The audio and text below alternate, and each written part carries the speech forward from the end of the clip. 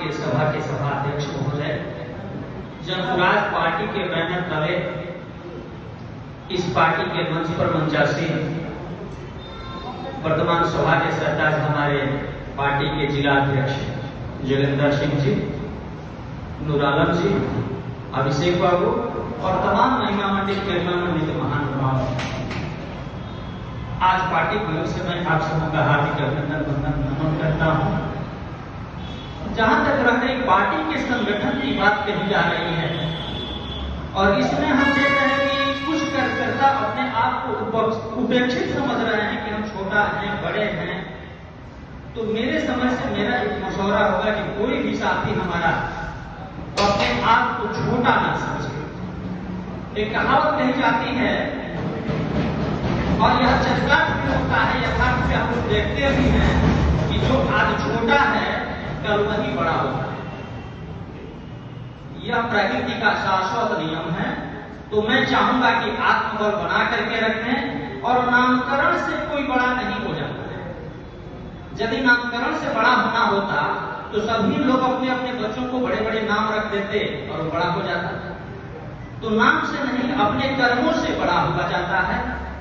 और इसमें एक और बात आती है, हमारे संगठन के लिए शायद बड़ी ही महत्वपूर्ण होती है। हम लोग देखते भी हैं कि यदा कदा कहीं कहीं लिखा हुआ रहता है कि अनुशासन ही देश को महान बनाता है। यह सबके लिए आवश्यक है, हमारे लिए, आपके लिए, एक एक व्यक्ति के लिए। लेकिन शायद बड़े ही कम लोग जानते हैं कि अनुशासित व्यक्ति ही अनुशासन ला सकता है। तो हम सबको अनुशासित रहना। हो सकता है कि कोई दूसरा किसी तरह की गलती करता हो, हम उस पर केयर करेंगे, ध्यान देंगे, लेकिन सबसे ज्यादा ध्यान इस पे होना चाहिए कि हमसे ना कोई गलती हो जाए। तो इस पे हम लोग विचार करें। और बड़े छोटे की जहां तक बात आई, थोड़ा सा प्रत्येक व्यक्ति के मुंह से यह देखा गया कि कार्यकर्ता का सम्मान नहीं किया जाता है, नहीं किया जाता है। मेरे समझ से इंडिविजुअल किसी की उपेक्षा करने से कोई व्यक्ति उपेक्षित नहीं हो जाता। यदि उसमें गरिमा है, मेधा है, तो सामूहिक तौर पर उसका तारीफ होगा, उसके कर्मों पे टिकट।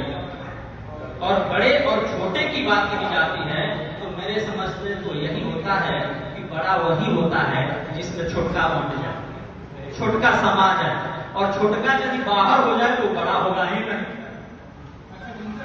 तो मैं चाहूंगा कि इस धारणा को हम लोग हटा दें और हम लोग जहां हैं, हमसे जो भी बन पाती है, हम अपने संगठन को मजबूत करने के लिए एक एक दिन, एक एक क्षण उसके प्रगति की ओर लगाएं।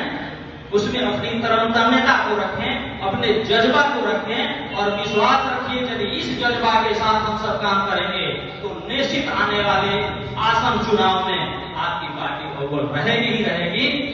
इसलिए आत्मबल बनाते हुए अपने पर विश्वास रखिए और कार्य में निरंतर हम लोग लगे रहें। इसी के साथ मैं आज अपनी वाणी को विराम देता हूं। आप लोगों को नमन करता हूं।